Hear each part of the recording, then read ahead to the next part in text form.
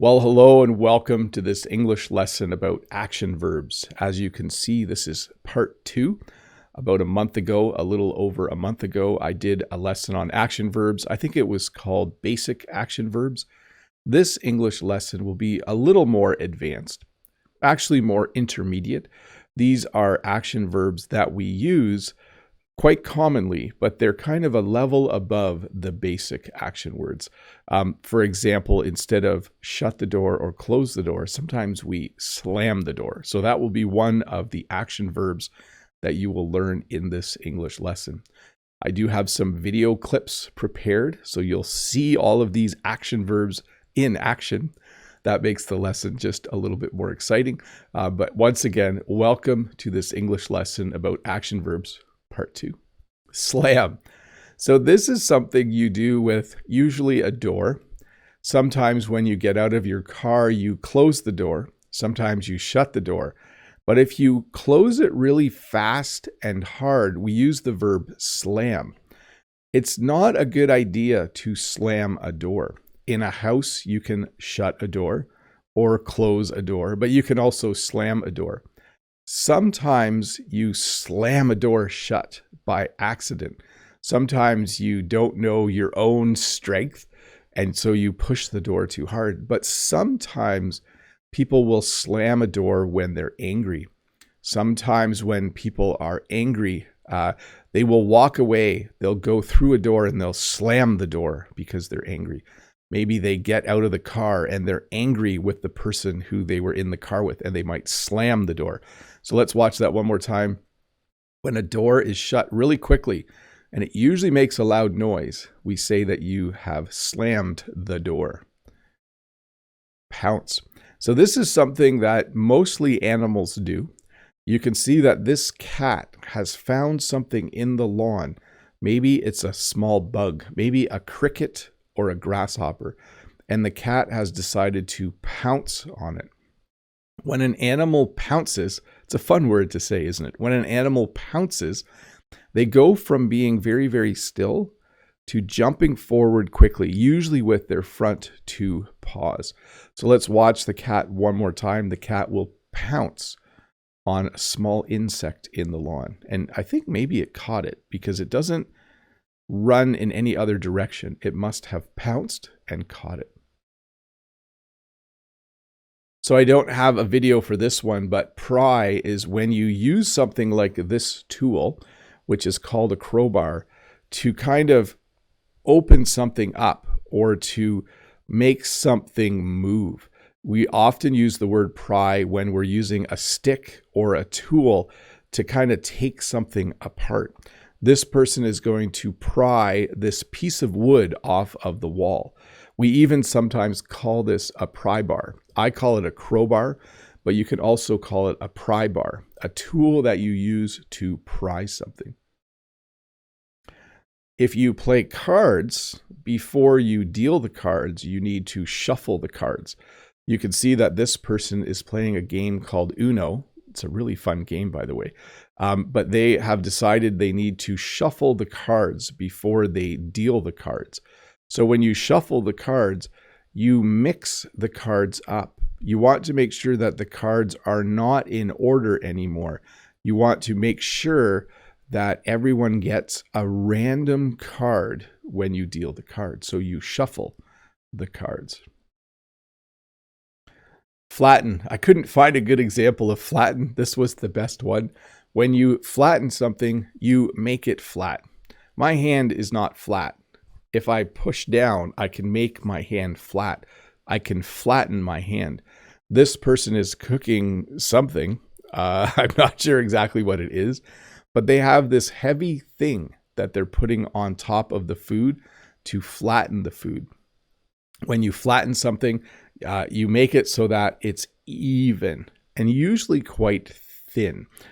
Sometimes when I put an egg in the pan, I will break the yolk and I will flip it, and then I will push down with the spatula to flatten the egg. So when you make something flat, we use the verb flatten. Now, there's a number of ways to describe what's happening here. You could say that this person is using the hammer to hit the nail. You can say the person is using the hammer to strike the nail, but we sometimes use the word pound. You can pound a nail in. You can pound a piece of wood into the ground. So whenever you pound, you have something that has to go into something else, and you need to hit it, usually with a hammer. Jen and I sometimes pound stakes into the ground outside, pieces of wood with a point on the end, and we pound them into the ground with a large hammer. So when you pound something in, it means you make it go into something else. He is using the hammer to pound the nail into the wood. Swat. So actually this morning there was a fly flying around me and I was doing this.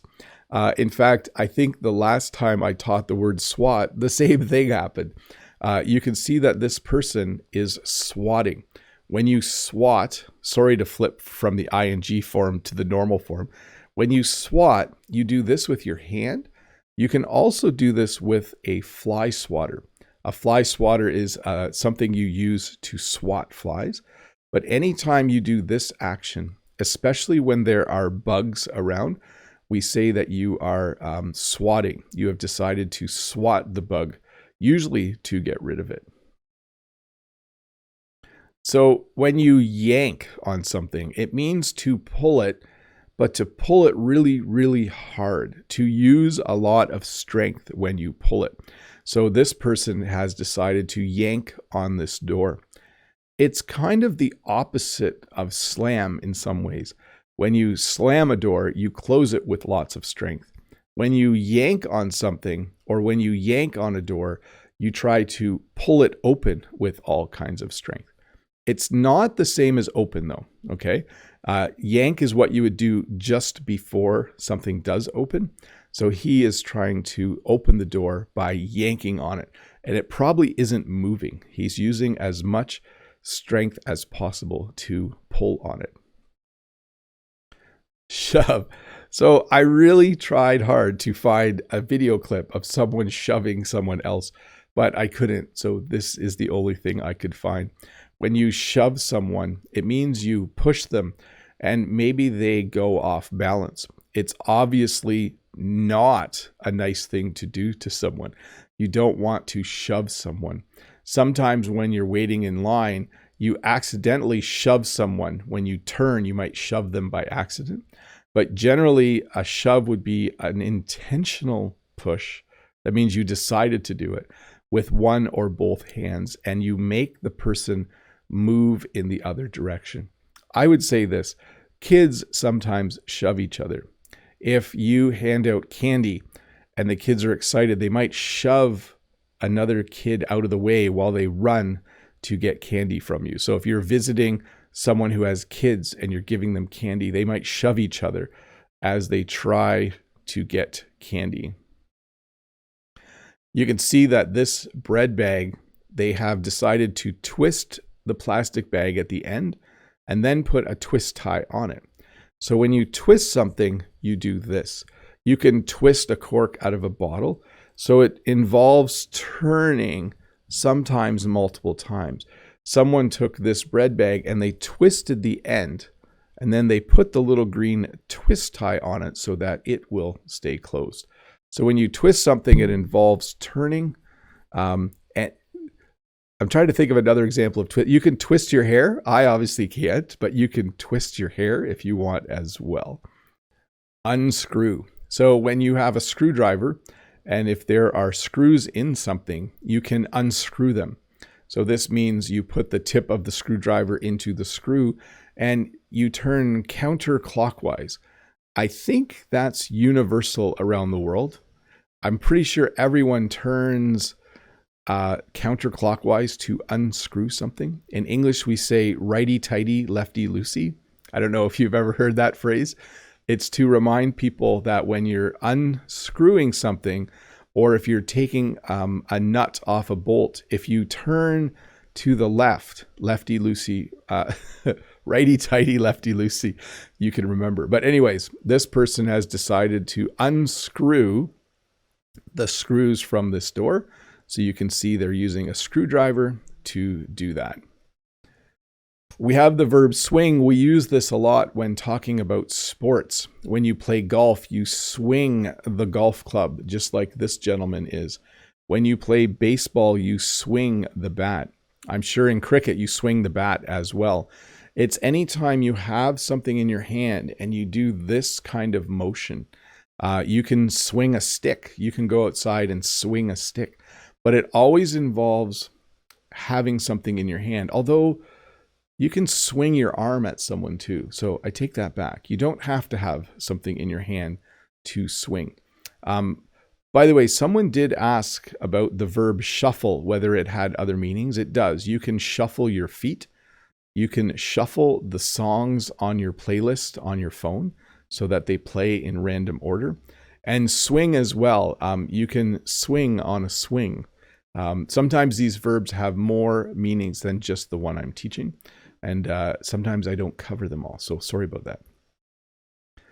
Cover. So this is a barbecue and someone has decided to cover it. In Canada, we often cover our barbecues in the winter to protect them from the snow and rain and cold weather. People who have really fancy cars sometimes will cover their car. They'll park their car in the garage and they'll put a cover on it. They'll cover their car with a cover. By the way, in English, this barbecue is covered. They decided to cover it. They decided to cover it by putting a cover on it. So it's both a noun and a verb. Uncover. So obviously this is the opposite. You see this trophy here had something over top of it. And in order to let people see it, they decided to uncover it. So the action of taking something, a blanket or fabric or a cover, the action of taking it off, we would use the verb uncover. This trophy, not sure what this is for. I should have done a bit more research. Looks pretty fancy though. They've decided to uncover it. This is something we do in Canada a lot in the winter. We scrape. This isn't just a verb though for scraping snow or ice off your car. You can scrape the bottom of a frying pan. If you cook something and the food gets stuck, you scrape the bottom of the frying pan.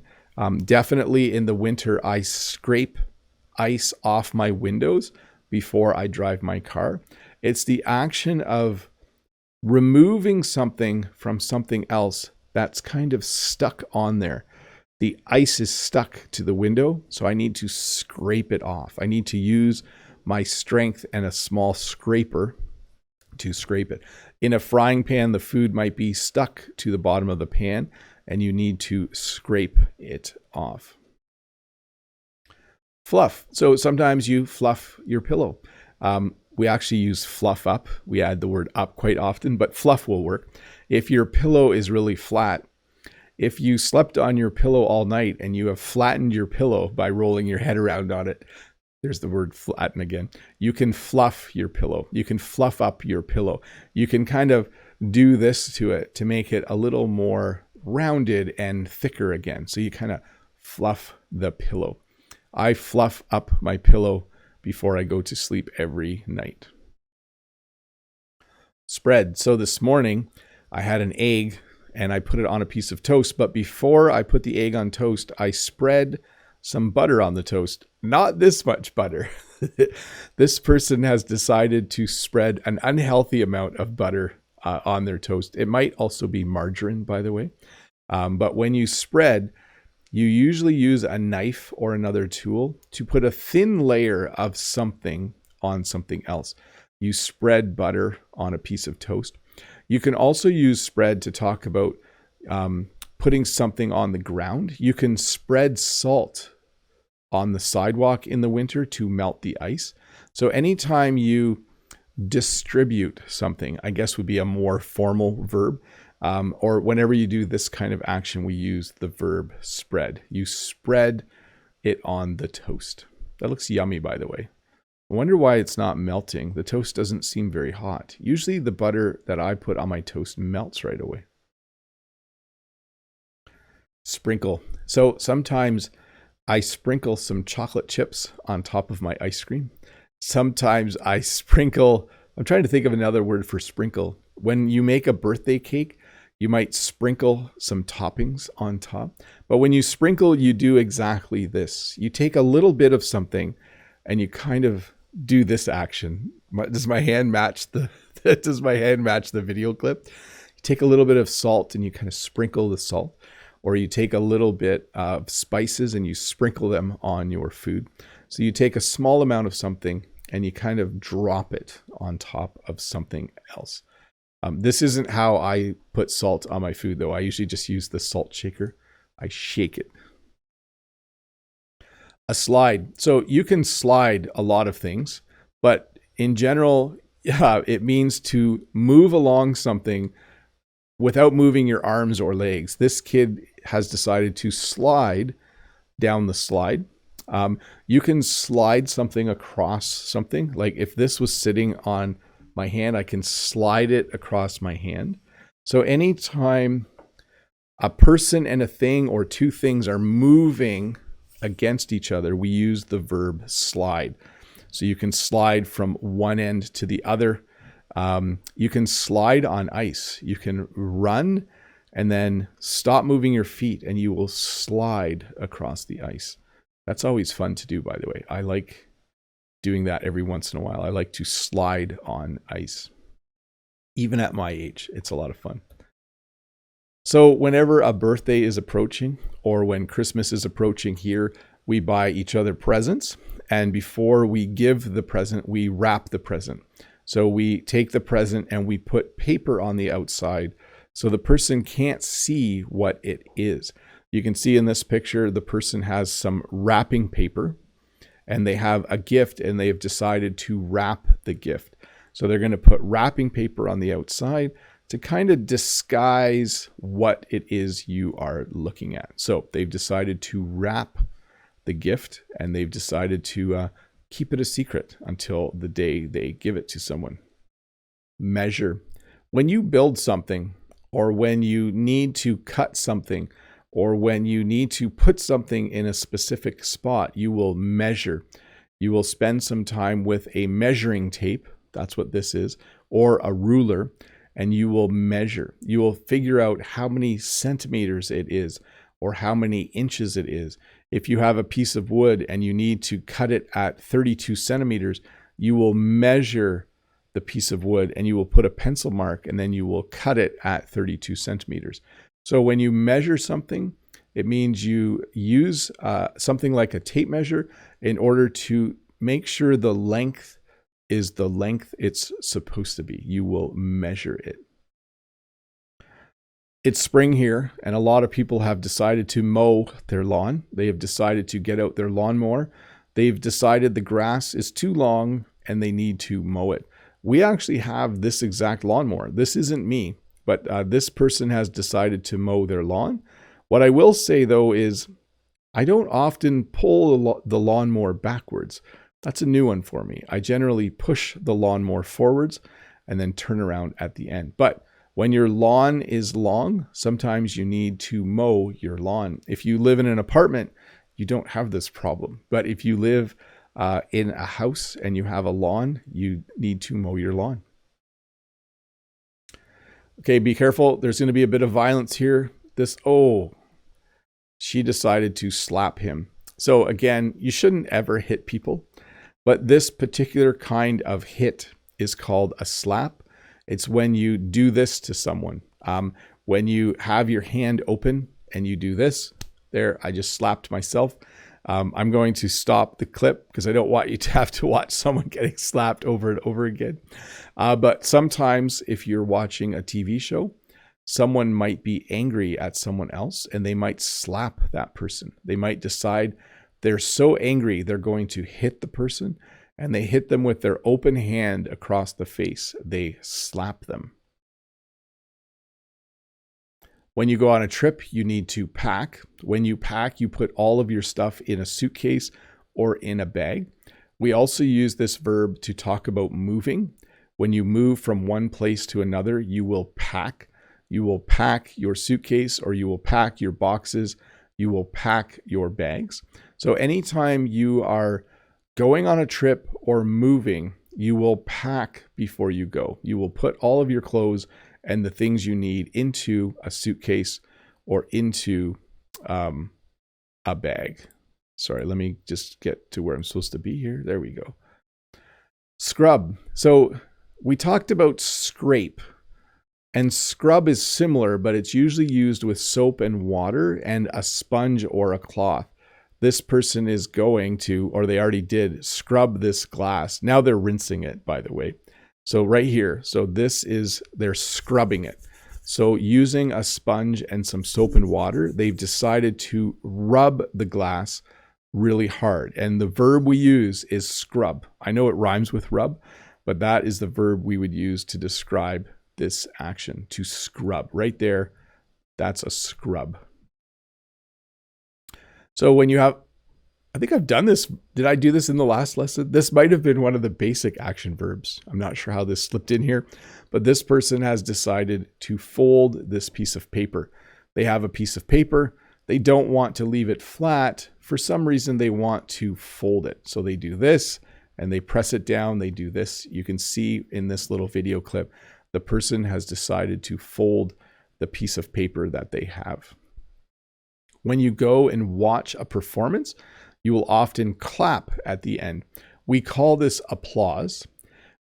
When you hear someone play a really good piece of music, when they're done, you might clap to show your appreciation. You might clap to celebrate the fact that your team won the game. You might all clap. If someone sings a beautiful song, you're at a concert, when they are done, you will put your hands together like this and you will clap. In fact, when someone asks an audience to clap, they often say that. They'll say, put your hands together for Bob the Canadian. He's going to sing us a little song. I'm not going to sing, but yes. Whistle. Oh, this lady is really whistling. Maybe I'll let you watch the clip for a couple seconds and then we'll pause her. She's a little too excited for me. But whistle, I'm not a very good whistler, is when you put your lips like that and then you make sounds. Some people can whistle on tune and can whistle songs. It's something enjoyable. Some people like to sing. Some people like to hum. Some people like to whistle. One of the first things babies do when they start to move is they start to crawl. When you crawl, you move on all fours. Right here, this baby has decided to crawl along the floor. So they are mobile. They are able to move. Babies, when they are first born, are not mobile. They can't move. But eventually they learn to crawl before they learn to walk. So we talked about the verb to shake a little earlier, but this is someone who has made themselves a drink and they need to shake it, probably to mix it up. This person probably put some stuff in their cup, maybe some water and some sort of, looks like some sort of protein powder or something. And now they need to shake the cup in order to mix everything. So when you shake something, you very quickly move it. Sometimes people will shake a present. After you wrap a present, sometimes kids will shake the present to listen to what's inside, to see if they can guess what it is. Often when you make a drink like this, you'll put a lid on and you'll shake it just to make sure that it is well mixed and blended before you actually drink it. There we go. Pour. So if you want a drink, you need to pour yourself a glass of water or pour yourself a glass of milk. Sometimes when people come over, I will pour them a drink. I will say, hey, would you like some juice or water? I'll pour you a drink. So the action of moving a liquid from one container to another, in this case, from a pitcher to a glass, if you turn the pitcher like this so the water comes out, we use the verb to pour. So you pour the water into the glass. And okay, I don't like this video. I cannot handle watching this. Spill. When you spill something, it's usually a liquid, and it means that it it falls out where it's not supposed to. If I accidentally knocked this glass, I would say that I spilled the water. When you spill water, or when you spill something like soda or pop on something, it's never a good idea, especially if it's some kind of electronics like this computer. You don't want to spill water on a computer. When you spill water on the ground, you just wipe it up. But when you spill water on a computer or something else, you are stressed because you may have broken it. So here we go, spill. It's not nice when you spill something. Water is the easiest thing to clean up, by the way. Pop or soda is not easy. If you don't clean it up really well, it gets sticky. And then, of course, if you do spill something, you need to wipe. We sometimes use the phrasal verb wipe up, but you can just say, I'm going to wipe the counter. I'm going to wipe the table. If I spilled something, I would use up. I would say, I'm going to wipe up the pop that I just spilled. I'm going to wipe it up.